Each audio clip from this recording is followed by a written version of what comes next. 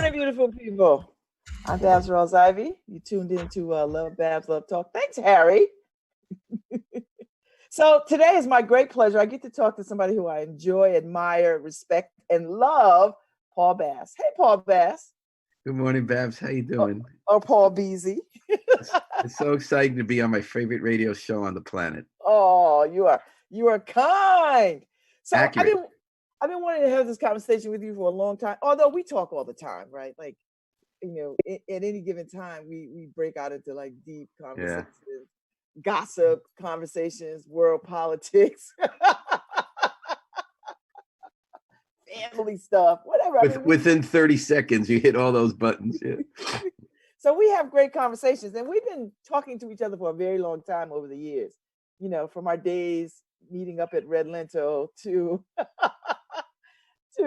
just running into you at different events and that kind of thing. So what I really wanted to get your take on, because these are most complicated days. I don't think I've ever in my lifetime seen anything quite like what we're experiencing. And when I'm talking about experiencing, not just this COVID-19, but the way that newspapers are going the way of the dinosaur, the way that news is obtained, the way that people accept news or disregard news has changed. And so when I like to talk to people who know something about honest to God reporting and journalism. And when you started in this game, what was it like? I've always loved being a reporter. Mm-hmm. When I came to New Haven in 1980 or 78, I already done it somewhere else. And back then we had two large staff daily newspapers, print. We had 5 radio newsrooms. We had the Alternative Weekly, and that's almost all gone. There's a shell of one daily left, but it's still. And Babz, I'm different from everybody on this one. I think we're in the golden age of journalism. I think we're in the golden age of reporting. I think there's more reporting ever in more different ways, less controlled by big corporations. And I think it's a great time to be a journalist and connect with community, a very diverse community. Since we've done the independent online last 15 years, much more diverse audience and readership and participants than I've ever had, and feedback as a journalist and impact. And so do you think it's because, it has taken a while for people to sort of catch on to this online journalism, and not have it because other outlets are doing it or have done it, and they've approached it from an entertainment perspective. You did not do that. You said, we're going to bang out news. We're going to get the facts. We're going to chase down the truth and leave no stone unturned. And I think that was quite refreshing and shocking to people that you were committed to real honest to God news. Talk a little bit about the vision for that in the beginning and the makings of things. The vision was 2-part. One was all those old media outlets had disappeared everywhere else. Like everyone thinks the internet killed those traditional media companies. I think greed and a business model killed those companies before the internet was a twinkle in anybody's eyes. They started buying up local newspapers, slashing the newsrooms, taking huge profits out of town, and not investing in their communities and becoming apart from those communities and doing less reporting. And the communities themselves had less say in that reporting. So people were tuning out. They were looking elsewhere. They weren't getting informed. They weren't getting involved. And the internet was the death knell for me because, in my opinion, because that old model couldn't work anymore. Because it was all based on the idea the only way you could sell dry cleaning, the only way you could sell theater tickets, the only way you could sell cars was in a print newspaper. It turns out, and then you could wrap news stories around that and pay for it. Turns out that that's the worst way. It's really inefficient. Mm-hmm. So I can remember sitting with a guy at Toads when I was starting out the Independent. I went with the heads of Toads. He said, Paul, I like you. I'd like to give you money for an ad. I said, well, does it make any sense for you? He said, absolutely not. I used to give you guys thousands of dollars a week at the Advocate. Look what I do now. Hooks up his computer. I have the only money I spend, and I overspend, is $100 on Facebook to get every college student in 40 miles who likes the band that's playing that night. And then for free, I got every college student's email. I just tell them what's up. For free, I got a list of everyone who's come to the club. I let them know about every show. So I'm reaching a lot more of my people directly who might want to come, like everybody. than spending thousands of dollars. And that's true across every industry, Babz. And everyone thinks that's bad. I thought it was great because artificially the news industry was propped up by a greedy business model that, as I said, wanted to take so much money out of communities and give so little back based on basically a fallacy, which is they said, if you put an ad in this paper, 100,000 people are going to see it because that's how many people buy the paper. But in truth, it might be next to the, if it's not next to the comics, most people aren't turned into that page. You can't tell. Everything on the computer is tracked. So people fought this and said this is bad. And I felt this was an opportunity to do it better. So I didn't want to go back to a corporate newsroom. I had a year off for a book writing gig. And I started seeing these blogs, which I was snobby about, right? Because I was saying, I'm a journalist. They're not reporting. They're sitting in their pajamas. But then I was realizing one day I was watching. But you weren't alone in that. You weren't alone in that thinking, Paul, because a lot of journalists was looking at blog, because I was a blogger. I was in those early days of blogging. But you were great. Yeah. But I didn't come to journalism like a journalist, like y'all did, like you did. But sometimes I was doing real journalism. My friends were. And I'll tell you why. Go ahead. No, I'm sorry. You said a lot of people came. No. A lot of people came to, yeah. It all changed me one day when I was watching this one blog in New Jersey. Okay. And it says, there's someone all these kids are standing out that high school in Montclair. It's not like back in my day when they were, we expected the rules. Someone probably pulled a fire alarm. And someone else wrote and said, what do you mean back in your day? You're just saying that because those people aren't all white anymore. We pulled fire alarms all the time. Then someone else wrote in, they had a really good conversation about it. But then these facts started coming out, Babz, every 20 minutes. Kid wrote in, we're back in the school. It was a false alarm. Teacher writes in, says, you know what? The real issue is we can't breathe in here because they designed the building badly and we're getting headaches. Then someone else wrote in and said, I'm new to Montclair. This is so interesting. When's the next school board meeting? I said, that's journalism. Doesn't have a capital J. You and your friends didn't call it that. But that was a dynamic, real-time, creative new way of getting information out in public discussion that I had seen disappear from the local media. So I had two thoughts back in 2005. One is that business model. Could I have it be nonprofit?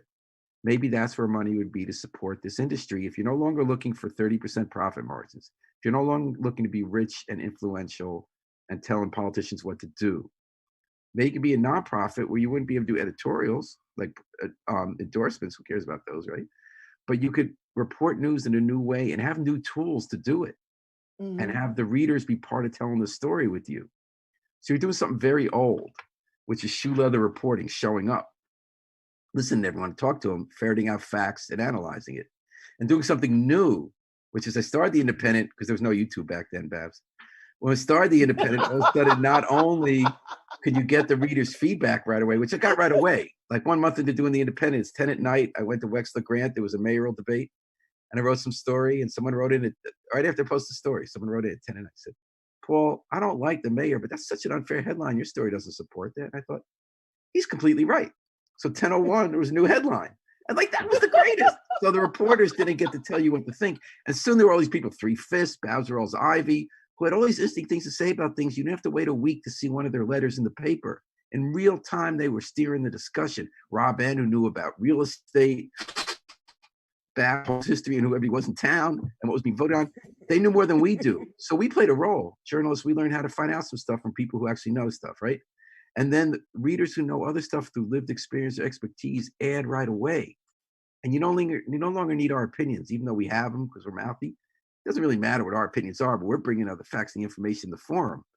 And then all these people who have lived through stuff or know stuff add their voices and keep it going. Then they take action. The whole Safe Streets movement in New Haven, I believe it started from a news reporting about different parts of town when 10-year-old Gabrielle Lee got run over in Whaley, and then Layla Randolph, the Yale student, got run over at and near Yale Medical School, and people were connecting the dots. Fairhaven, they really met through the Independent and passed out the ideas and got it passed. And I said, this is journalism. It's old and new school combined.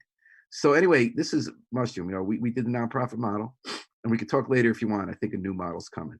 But anyway, the nonprofit model turned to be the one over the last 15 years that while for-profit newsrooms dwindled, there are now hundreds of sites like ours in a group called INN. nonprofit, doing serious journalism, most of them in quite larger communities. The Independent has the largest budget, even though it's a small budget, it's large for our population size. Oakland's got a new one coming out next week. Berkeley had one for a long time, New Orleans. And also there are other experiments like News Junkie that aren't nonprofit, but also go against this corporate model where someone in another state is deciding what to put on the paper where because they're saving money and they're not connected to the community and trying to do things on the cheap without the quality or the feedback. So I think that is the golden age. This COVID-19 is showing that by the role we're all playing. And it's not perfect because there are things we don't do well. We try to do better. And we're always experimenting and learning stuff, which is also the fun part, right? Every day. Like I we think now we you're do the right. radio, Babz, right? That's an essential part that fits into the news, your criminal justice insider. Last week I had Rodney Williams on having a discussion about something happening in the community with COVID-19, changed the way I report on it, think about it, started a whole new discussion in the site. We're doing it in this loop of everyone's involved, journalists play their role. We're not capital J journalists anymore. We're not so important. We're part of the club. We're part of the community. And I love this age of journalism. And you were the first I, one on it. I guess because I like the adventure as much as you like the adventure. So talk a little bit about why haven't other moneyed news organizations said, you know what, I think something is, the Independent and those like the Independent have been doing this for a long time and they've been quite successful. Why hasn't a New York Times or any of those places sort of said, you know what, let's try this, let's do something better or different or more organic to that? So in the early years of the Independent, they brought me down to the Times a couple of times for lunch. I had written for them in the years past. Actually wrote for them again during 2010, during the elections. And they wanted to start these locals. So I'm sitting with them saying, we want to do sites like yours. So we want your advice. So we're having lunch, this really expensive salad, like they paid. It was like, there were 3 little leaves of lettuce, but it had good dressing. But anyway, so the woman said, I said, well, here's the best part. And I told her the story I just told you, where they trashed my headline. I got to write a bad headline. They were aghast. And they didn't want people saying anything that was questioning what they do. So they started a series of locals that went out of business because they thought like a big corporation. But there's a big but. So I don't go to these conferences anymore. I used to go to all these conferences around the country. They'd fly me out. I don't go anymore because they don't pay anymore because I'm not the only guy in town. And I'd be in the room with really nice people from some of these bigger papers, and then hippies like me, a couple of people, scruffy people like me doing this new stuff. And they wanted to know the secret sauce. But the truth is, we didn't have a way for them to make money. They had to go through the head of the chain that bought the Register. He and I had coffee. He said, I'm now going to make everybody do what you guys do. So they all had to tweet. They had to have their cameras to do video. But it was a formula from a corporation. 8 tweets a day. So it was all this senseless stuff out. It wasn't I see. Yeah. And they had this idea about a business model to get 10 times as many people to click on something, so then they could charge the same amount they used to charge if they had 1/10 of circulation. Didn't work. They went bankrupt twice. I think in answer to your question, they did try. The people who succeeded were the big dogs. So the Times, I think, is the greatest success story in journalism in the world right now. They did so many cool things online. They pivoted so well that they now have 3 million new people who read it only online and pay for it. And I think culture had to catch up. When they first tried a paywall where you had to pay for stories, late 2000s, the editor actually came to a class I was teaching at Yale. He said, I like what you're doing. We're not really going to make people pay for it because they wouldn't pay. But they tried it again, the early 2010s. Everybody started paying. Even before Trump was elected, and we all said, oh, God, this is serious. We need you guys, okay? So they are doing such great creative work online, whether it's the project about slavery that Hannah is doing, that's multimedia, or just great video stuff, or mapping, or just great stories that everyone's reading. They've become this great online publication that's supported by readers, which is the next frontier. For local news, it's tougher. Local news, we have to get to a place where 4,000 out of 130,000 people in New Haven will pay $10 a month. We're not there yet. The Times went first, the Atlantic, the Wall Street Journal, people are paying. I think it's going to not be my generation. I think it's going to be next generation. Going to create all these sites where you're going to have enough people. What we're showing is the model should just be reporting. Forget all this other stuff you're spending money on and trying to be the fourth estate and your big corporate offices. Just go out do stories. Pay them enough. Like in the Independent, where you do get to pay, where you have health insurance, you can afford to get sick, you can live on it. You're not going to get rich. You could pay good reporters just to be reporters, no other overhead. We'll get to a point when $10 a month readers will support locally what's happened nationally with Times. But locally, the nonprofit model has not worked when big corporations try to do it because they're not designed. They're designed to exploit local communities as a business model. Whereas local nonprofit, the way I make my money is not by getting extra 1,000 people to click on something because you were snarky or sleazy. It's if it makes a difference and people care and you know it. And no one from outside could tell that. You have to be here to know. So most of my money comes local from people who see it makes a difference. And I have to say no to people or not approach people who might want to use support for news publication to advance their own interest or look good. You know, you can't do any of that anymore. And it's a golden age for that belief. But I think the next step we have to get to, I think this nonprofit model, you can stay nonprofit. That's not the issue. This model of philanthropy to support it, I think, is a bridge. The rest of the country's come across that bridge. Tens of millions of dollars, not coming to us, unfortunately, because we're not the flashy new thing in the bowl anymore. But it's going to star publications all around the country. But I think it's the old model. I think the next model are going to be the scrappy younger people, Babz, who are doing just really good reporting, asking for saying you can't read it unless you pay $10 a month. We can't do that in the independent. They're used to us. And then I think you're going to get enough people to support it in every community. You have a real talent for hiring talent. Talk a little bit about, because you've had some amazing people come through those doors to write for you. I mean, unbelievable. Unbelievable. I mean, the greatest people in the world. I'll tell you, because I used to be really bad at it.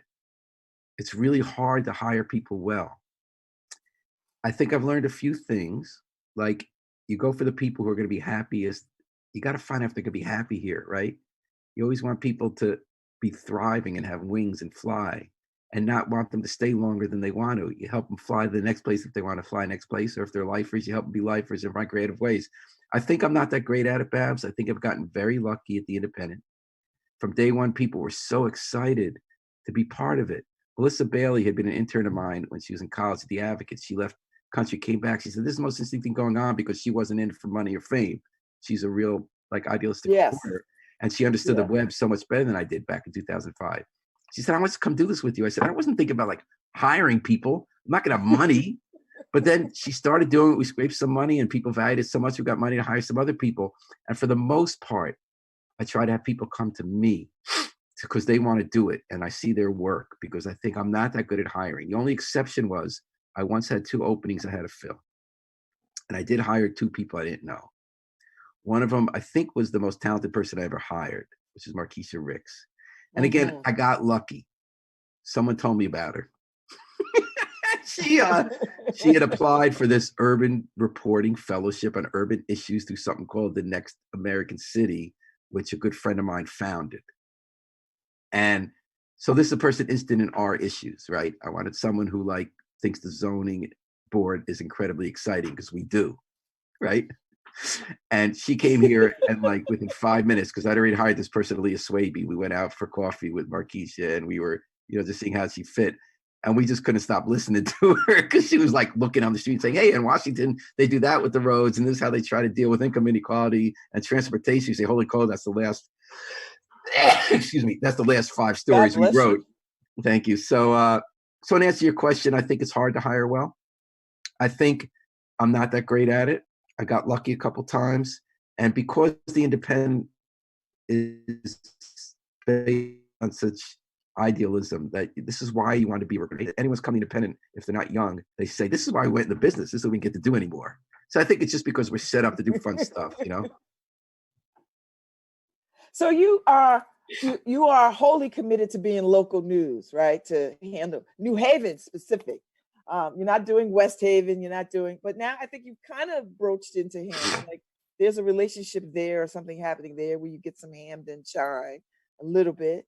So talk a little bit about that decision to sort of stay, not to say, we're greater New Haven and we will cover news from West Haven to Milford to Bridgeport, but that we are squarely rooted in New Haven.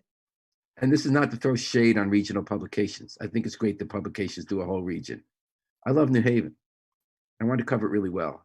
I wanted to go deep. I wasn't going to have 1 million people, Babz. So I had to and so we did with the old New Haven Independent print paper. say, let's just try to do our city well, what we live and care about. Like, after 40 years of covering New Haven, Babz, sometimes I feel like I know less than when I started. Like I Mhm. think about how we all marched against the downtown mall, and we wanted to bring that Caesar's place that was a real joke. And then we said, put them all on Long Wharf. So DeStefano said, the old mayor, put them all on Long Wharf. Then we said, don't put them all on Long Wharf because we hate malls. Like, so you learn stuff over the years, and you're part of a community and figuring it out together, and that's so meaningful to me. Mhm. So I wanted to stay completely in the city because I feel like that's where I could maybe try to know some stuff rather than try to pretend I know stuff. Try to get to know a community, be part of it, and have journalism play a role, not a more important role than teachers or legal aid lawyers or cops or firefighters, but an important role. Democracy matters, information and debate and continuity and linking together as a community. Those are values that are important too, like water and electricity. And I felt like I could make a bigger impact. And also, I always loved local reporting. I was in high school, got my first gig at this Gannett paper, and I couldn't believe they said, well, it's summer, or people want to take a little break and you cover these town meetings. I said, holy cow, this is so exciting. People care so much about who gets to go to the pool, which actually is interesting. Or, they got so interested about, taxes or how you're going to keep people safe. And I thought, wow, I want to get to know more about this. And I never had that interest. I went to Yale. I didn't have the same interest other people did in doing national, international reporting. First of all, I'd be fooled by everybody. I'd be so played. Because even after all these years in New Haven, they play me, right? Because they're smarter than I am. So at least if I've covered something long enough, I can say, wait, you said something different 5 years ago. That was my favorite thing with John Stefano. I covered him for 26 years. Don't you remember you said that? He goes, yeah, but I kind of changed my mind. I said, okay, maybe I can write a story that's worth reading because I don't know more than the people I'm covering, but I've watched it long enough and I've lived here. So I can write about my meaningful. And again, Babz, that's not to put down the fantastic reporting that's done on the Mhm. national and international stage. I just believe democracy begins locally. Before you have a Ledbetter law about women getting less in the workplace, someone had to meet Mrs. Ledbetter in their community and find out about her workplace. And before we talk about criminal justice reform or all the other big issues, voting rights, they begin with the stories we find out on the ground and about real people's lives, and that fits into the big issues. So I don't think it's more important than the great national international reporting. I think it's equally important, and I feel like that's what I've been called to do because I love Mhm. it. Now you, like a lot of people, have come through the Yale doors and have made New Haven a home, which for a lot of people, sometimes that's a good thing, and sometimes that's not. Sometimes it's not a good thing. Yeah. I've only seen the success in that people sort of come here, transplant, grow roots, and make the city better. Talk about your early days as a Yalie and your relationship or the city's relationship toward this university now. How do we coexist? Are we better? Are we worse? Is there more ground to cover? How should we think about that? I'd be happy to talk about that if it's just understood that you know it a lot better than I do. I'm happy to give you my opinion. I mean, I fell in love with the city the second I came here. I wasn't going to apply to Yale or anything, but my dad grew up kind of seeing his father had come from another country, and they didn't let Jews in, and he kind of felt like Yale's this place where you succeed, and he didn't get to go, and my older siblings, that kind of stuff. And so he just took me up to do an interview, and I didn't care about applying. I just wanted to be a reporter. I was already doing it. So I got in, so I went. And the first thing I loved was like I was a block from Toads, and I got to see all these people I used to go to Greenwich Village to see by my dorm. And then I kind of fell in love with I went to Worcester Square, and the national head of the Communist Party is giving a speech, and I got to write about that. So, what is kind of his thing? And I loved the kind of shops that they since torn down, and I loved walking in neighborhoods. I just really loved New Haven because I was a reporter too. I was in a suburban paper when I was in high school, and this was like an instant community. All these issues I cared about and wanted to be a reporter about, you could dive right in and Mhm. meet everybody doing them. But it was a big enough community Yeah. that was really happening. And people were so nice and interesting. And I loved music. You remember Clarence's Courtchester downtown and stuff? So I got go here on a Saturday Yes. night. Yeah. So I started writing for the Register in high school, getting another town, and then the Advocate. So I always loved New Haven. I felt very uncomfortable, very alienated. I took some great courses and I met my wife, but I didn't fit. And I always found my solace in the city, living off the campus, getting involved in stuff. So I just always know the place I want to live. And I met my wife at Yale, and we like The New lovely and Haven. talented Carol Bass. Yes, yes. And so I always loved it. I think we have our ups and downs in our relationship, Babz. I think there'll always be an inherent paternalism and arrogance of Yaleys, including me. I read a book recently, but Neil Proto wrote about Bartiamati and the roots of sort of like the prejudice that Yale has and the arrogance that people go to Yale and think they're the good guys and they care about New Haven, let's say, or other people. We have the same arrogance. I used to wonder why people say that in the town when I cover them. And I realized looking back what they were talking about without even realizing you think you're somehow smarter or better. You're like supposed to have that position of privilege. So I think that that is always going to be a tension between town and gown, that attitude Yale has. I think Yale enriches the city with a lot of great stuff, a lot of fun, a lot of culture. I love the young people who come in and out every few years. We get great interns and reporters Mm. at the Independent, like Aaliyah Swaby and Emily Hayes right now, and Melissa Bailey. I love the kids now. They're better than we were there. They're humbler. They're sweet. I feel a little sorry for them because they've got to be so much more pressure on them than my day. Like I would have never gotten into Yale in my day, like not even close, if it were now, like the kind of competition. No, there's no question about it. And so I think town gown has inherent tensions that will always be there. I think it's I don't know I'd be interested if you agree with this. I think it's so much better than when we were coming up, Babz. I think I that agree. I think that there was and leaders often reflect what's happening within their institutions. I think that John DeStefano and Rick Levin, when they were mayor and Yale president, had this respectful relationship that was built on mutual boundaries.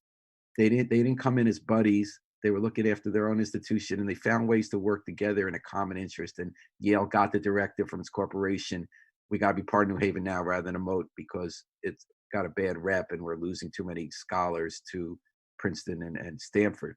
So I think they did a great job. I think it went backwards in the last 4 years. I think that the Yale Corporation has become much more like a hedge fund where they can't really be open with people. They're not doing good initiatives. They're not reaching out. I think that the last mayor president relationship was very friendly. You had Tony Harp and Peter, who are Salve, who are wonderful, wonderful people, really great people, really smart people, great community people. Neither of them got the other to do initiatives. They didn't say, how do we solve this problem? When Schiavone went bankrupt, the owner of the College Street projects, and it was going to be taken by the Federal Deposit Insurance Corporation, John DeStefano made one call to 11 and say, just buy it. Keep the stores there. Now, there might be problems with it, but that's how they did it. They had initiatives like Promise and the Home Buyer Program, where they really worked on big ideas, and they wanted to solve stuff. Peter Salve and Tony Harp would love that stuff, but they didn't make any of that happen. I think partly it's about the nature of the relationship, but partly it was that Yale changed. Yale became this hedge fund that was just about raising infinite amounts of money from the financial industry, which then protected its reputation through PR. And it isn't really about a place about the pursuit of knowledge first and foremost. And now what you have is war. So Justin Elicker is basically at war with Yale. And sometimes that's a little effective. It's reminding me of Bart Guida, even though they're the two most opposite people in the whole world. You could think of Bart Guida and Justin Elicker, right? But, Elicker did shame Yale into stop dawdling around and at least helping out a little bit with this COVID-19. I mean, it was shameful. He exposed them after 5 days. UNH one day said, well, how's hundreds of firefighters? Southern Connecticut, come on in, National Guard, take over our campus and house people. Yale said, well, maybe now, I don't think so, blah, blah, blah. So Elicker went public, which is not usually how a healthy relationship works. And he said, Yale's terrible. I don't want to think about them. They want to give us something else. Just go, we're going to solve our problems ourselves. And then Yale was shamed in the national press. And they said, here's 300 rooms. Please bring some firefighters in. Long term, I hope I'm proved wrong. Mm-hmm. I hoped, because when Rick Levitt and John DeStefano started, it was war at first. Yale was trying to do its old tricks to push people around. And DeStefano and Nick Pastor, the police chief, they weren't having it.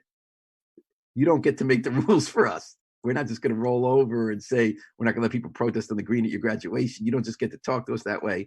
But then there was this respect and an institutional interest at Yale in being part of the community.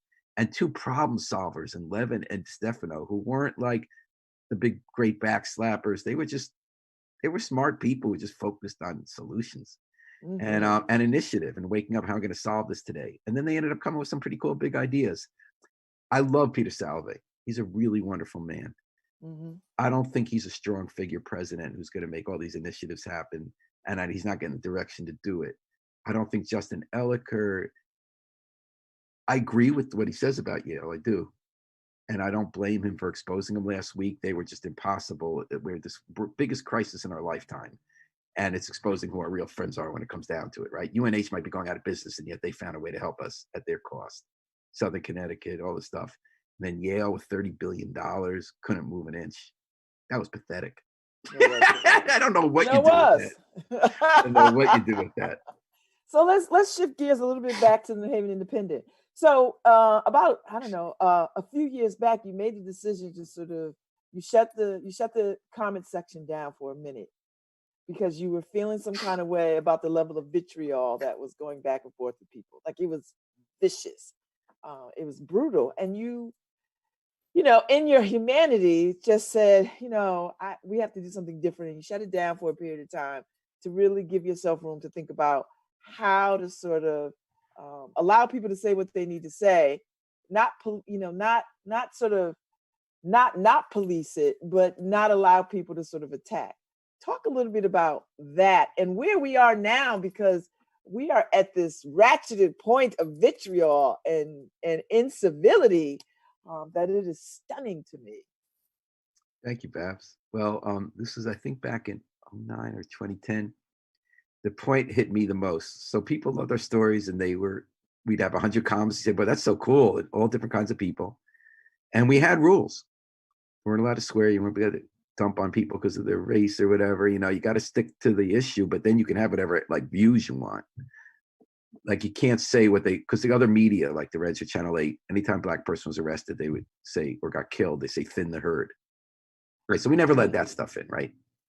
But we still had a pretty open book about, like, if I knew someone was a racist, I wouldn't let them post anything overtly racist, but I would let them question welfare, right? And let someone respond. Unless I kind of see it was just like a game to troll somebody, right? And then I'd ban them. I was banning people. But I was saying, they said, "Why are you doing that?" I said, "Because you're not invited to my house. You can go to the Reds or Channel 8, they'll print what you do." But one day it hit me. I was running to City Hall for a press conference. And unlike a bigger company, we can't pay someone just to review comments. But unlike those big companies that have the money, we said we are going to read every comment before it goes in because we're responsible for publishing it. For a while, those companies' lawyers were saying, if you just let everything in, no one can sue you for libel because you say it's not part of your paper. I said, that's irresponsible. I want to be on the hook for what I'm publishing. This is part of the story.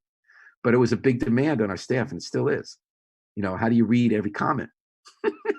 So I was rushing to a press conference, and I'm reading this comment criticizing a city official, a woman. Or like, nice woman. But I said, the criticizing her official, she could take it. I was running, I didn't read to the end of the comment. I go to the press conference, and I'm met by these ashen faces. And she looks away. Someone had written this personally foul, made-up story based on seeing her at a bar, what she looked like, how drunk she was, something sexual. I was so horrified that got through. Even though stuff like that gets through every day at the big media companies. And they've now shut down because they just say, we're not going to bother, we're not going to invest in this. I said, I just can't live with myself for this. So I said, until we figure this out, stop in this minute. So we had this quiet period, and it was very interesting. People were writing things like, we promised to be good. They'd make memes up for us. You know, we just want to, we need this. And then in old school print articles were written about like our comments policy, because this is still earlier. We were still new in the industry where our comments, because I wanted to make a difference. I wanted people's voices to make a difference. So after a few weeks, I was kind of like, I was focusing more on my stories, and people weren't saying horrible things about each other because I felt it was becoming a sewer. And we had a meeting at the old brew cafe. There were 13 of us from the organization. I said, I think we should do this. We talked about what happened. I said, I think we should do this permanently. Have no comments. Let's take a vote. It's 12-1. I was the one who said, let's get rid of them. It said it's too important to have people's voices. Let's figure out how to do it. People volunteer. For a while, people were volunteering to monitor comments. Then I just took it back in-house, me and the staffers. We do it, but I got stricter about censoring. He said, I'm going to own my inner China government. I'm going to call it whatever you want. It's not censorship because we're not a government agency. You want to come to my house? You're not allowed to speak a certain way. And originally I would say they could say anything they want about me and the mayor because we got to be able to take it. But then they'd make up stuff and troll it. I realized that sets a bad tone. And then I said I was so worried that I was going to not allow comments because I disagreed with the political viewpoint. I had to trust myself that I wasn't going to do that, and that it really was about civility.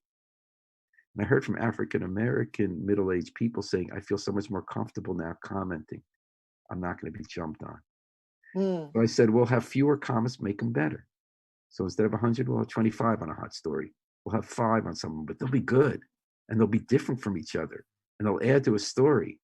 So in the old days with print, you write a story, you get a letter or two a week later. An op-ed columnist adds opinion. Then in the Wild West days, we had 100 people weigh in, you wade through it. Now we got like a couple dozen, maybe 50 comments a day instead of 2. And they're really good. And some of them aren't. Stupidity's allowed. Foundational commenters, meaning, you've got people who, like, I love Reverend Ross Lee. He's number one.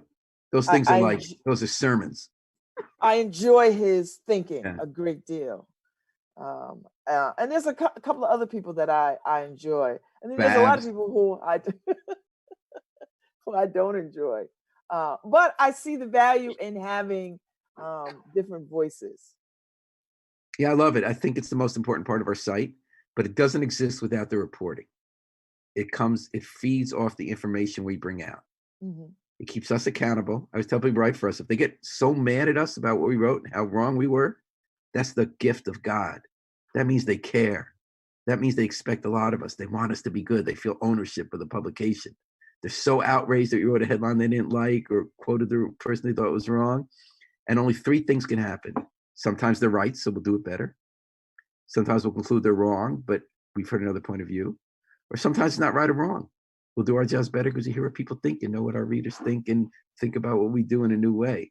But if they stop caring, then we've lost. And that's what's great about the new media. And the comments are the best part. So, if half of them are not that worthwhile, that's pretty good as long as they don't violate how we should treat each other. I think that's a pretty good percentage for all the great, interesting voices in New Haven that are weighing in on the news. I don't know what happened. You're back. Hey, it went away and came back. All right. Okay, continue. It's the Russians. I don't know what happened, but it came back. So I want you in the last few minutes to talk a little bit about what do you think people get wrong about you personally? Me? Yeah. What do people get wrong about you? I mean, a lot of people don't like me. And why do you think that is? What is that about? I don't know. In my life, I've written some strong things about people. I have some of that. I don't want to, but I have some of that arrogance. I get in the middle of controversial issues, mm-hmm. and I fall down on a job that is important, and it has the potential to hurt in addition to help. You can really hurt people in journalism. There are things like right now with COVID. I've made a decision. I'm very upset about people from a lot of communities, leaders who are treating it as stigma, keeping information out of the public about where people got affected. You and I have begun to know a lot of people who are getting COVID. Mm-hmm. And we know a lot of people in our own communities who have been really irresponsible, in my opinion, about being public about it and about hiding where people got sick and are now starting to die. And I've decided not to out people. They're still going to be mad at me because they know how I feel. I've tracked things down, but at this point, I'm just going to respect people's privacy, even if they're public people, because there are some public people involved. But I'm struggling to find constructive ways to encourage people to come out of the shadows, remove the stigma, and share information that could save lives. I haven't always done that well. Maybe I won't do this well. So I don't know that people misunderstand me. A lot of people have negative opinions and maybe they're right. Really? It's like, I don't play, I'm not Mother Teresa, Babz. I just do No, my I, best. I don't think that, but I do think the criticism levied at you is so opposite of what I know. I think when I hear Thank people you. say, you know, Paul Bass has a Jewish agenda, or I was like, well, he's Jewish and he probably does have a Jewish agenda in the sense that he wants to live his life a particular kind of way. But I don't get the sense that I get the sense that you truly love and care about this community. And I think people think that you want to destroy the community. I don't understand that so much. Really? A lot of people think that? No, not a lot of people. I've just heard, you know, people just say, oh, you know, he's not for black people, or he's not for this other person, or this, that, and the other thing. And I always find that suspect because I don't know what Paul Bass they're talking about. Well, thank you, Babz. I mean, I often don't we say that think, because we're friends. I do say that because I've known you for a long time and I've watched what this medium has started from and what it is and what it really means to people. I mean, it's real news. And I mean, you've got news outlets looking for you for news information.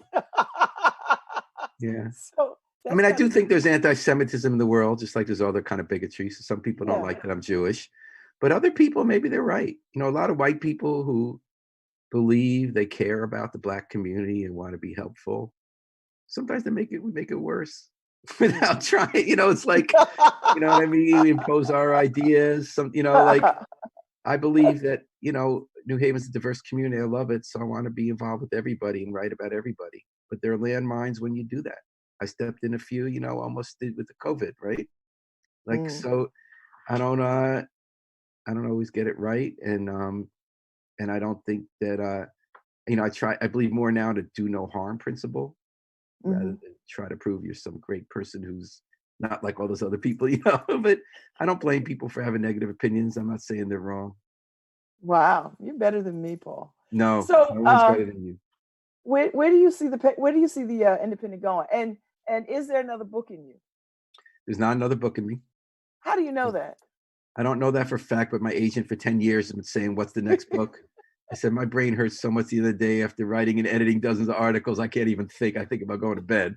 Um, I don't want to write a book for the sake of writing a book. Like, you know, get good at how you write a proposal and someone to give you money and then spend a year doing that. I Hmm. love books. Books are my food. Good Mine books. too. No, And I I'm not feel that, you. I don't think I'm that great at writing books. Hmm. I don't think the world needs me to write in books. I know, If but I you had, wrote but the Model City was such a great book. thank you very much. I don't feel great about the book. I feel great about the information in the book. I'm not Okay. sure if two white people should have been writing that book. Um, but in any And we've case, had this yeah. conversation. Or So we've anyway, had this. separate from that, I am proud of the book. I'm glad I wrote the book because it's the book I wanted to write because that story was following me for 20 years and I had so much new information in the world I felt needed to know about COINTELPRO and the Panthers and Warren Kimbrough. So that's fine. I don't think I have I also was uniquely positioned in that because of people I knew at Yale, because of people I knew in the black community, because of people I knew in the intelligence watching community with documents, I was uniquely positioned to bring a whole lot of information that people didn't know about the most important political case in the 20th century in New Haven that Mhm. still is relevant to us. I don't. There's nothing else like that where I feel like Paul brings something nobody else can do. I feel like my role is I love covering New Haven stories, and I'm not the best Uh-huh. person at it, but I can do it, and I like it. And I work with fantastic people, and we have this great medium that uses new technological tools that have less financial overhead. And for now, for the last 15 years, we can raise money for it. COVID happened, we're not going out of business. COVID happened, I'm not laying anybody off. COVID happened, everyone's got their health insurance. Not getting rich, but like I'm so proud to do that. And I care so much about it. And it's not the most important thing in the world. It does matter. And I feel like if you're a human being on this earth, you are so blessed. You are so lucky if you find something that you love that you think matters and that you get to do it. Mhm. So every day I can Amen. do it, I'm going to do it. Doesn't mean you're the best, the most important, you're all good. It just means you got a role to play and you get to play it. And man, are you lucky to do that if you try to find some meaning in your life through what you do. Like So are you, you thinking about the future? Like, do you think about in the next 10 years? Do you think that far along or do you not think that far along? I've thought exactly over the next 10 years. I don't know how long this business model is going to last. It's doing fine now. My goal is to try to reach another 10 years doing this. I hope I can. Oh, I think you can. I know I will next year. Norma Rodriguez Reyes, who's my board chair and runs La Voz Hispana, our partner, she and I shook hands and said, we're going to try to do this at least another 10 years. We got this family here. I mean, and this is not blowing smoke. I can't think of anything I'm prouder of than that every day in that office, people get to hear Babz. I think you are the epitome of what community media should be. Such a wonderfully local person with the whole life here, who's so smart and so human and so loving and so critical in all the best ways. That you connect to everybody in our community. And anytime I listen to you, and I know other people feel the same way, I feel great to be alive in New Haven, even if you're talking about something sad. You know, there was like a 10-minute stretch I heard you recently where you went in that one stretch from like people your son's age in New Haven getting gunned down, and how do we relate to that? Because some hilarious time you had some event and some funky thing in New Haven the night before, and they were both true, they were both real. And then you like turned to some music where you had such interesting things to say about the Motown music you were playing and how the songs now are written differently and what they think of women. And it's just like if you were talking about the air, I'd want to know what you want to say about the air. And like, wow, you know, and that they used to have that in communities. And the reason I think is the golden age of journalism is that we found a way to bring it back better than ever with new tools. So people don't have to be in their car to hear Babz. They could be on their device at home. They could have it in the background. They could be reading something. They could be watching it. They could be checking in. And you know, so I feel very lucky to be with you. I feel very lucky what I'm doing. I have no idea if we'll be able to do it for years. I'd like to do it another 10 years if, God forbid, you know, my health stays good and you know, I'm getting old. I'm not as good at this as I used to be, but I have younger people who are better than I ever was, you know, so we're having fun. You've got a good team though. I mean, you've got an exceptional team of people who care as much as you do, which, you know what I mean? Like, who care. And, we care. We all care. And love this, you know, love this work, love this city. So I so appreciate you taking the time to chat with me. I've been wanting to have this conversation with you for a long time. I mean, we talk all the time, but to have it in this medium was important to me. You know, Thank you for the honor of being on your radio show. I consider it a great honor, and I love talking to you. And I miss you. Oh, thank you. I miss you too. See you soon. Thanks, Harry. Thanks, Paul Beasy. Thank you, Babz.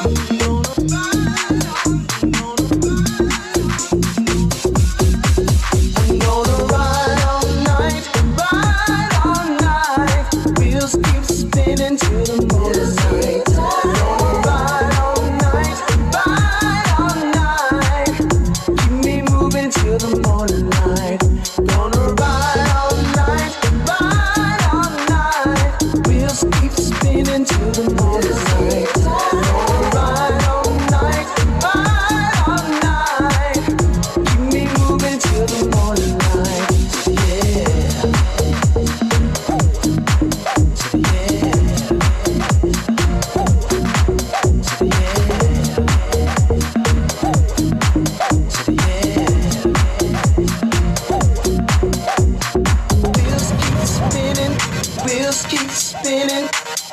keep spinning to the morning light. Spinning to the wheels keep spinning to the wheels keep spinning. Wheels keep spinning to the morning light. Spinning to the wheels keep spinning to the wheels keep spinning. Wheels keep spinning to the morning light. Spinning to the wheels keep spinning to the wheels keep spinning. Wheels keep spinning to the morning light. Spinning to the wheels keep spinning to the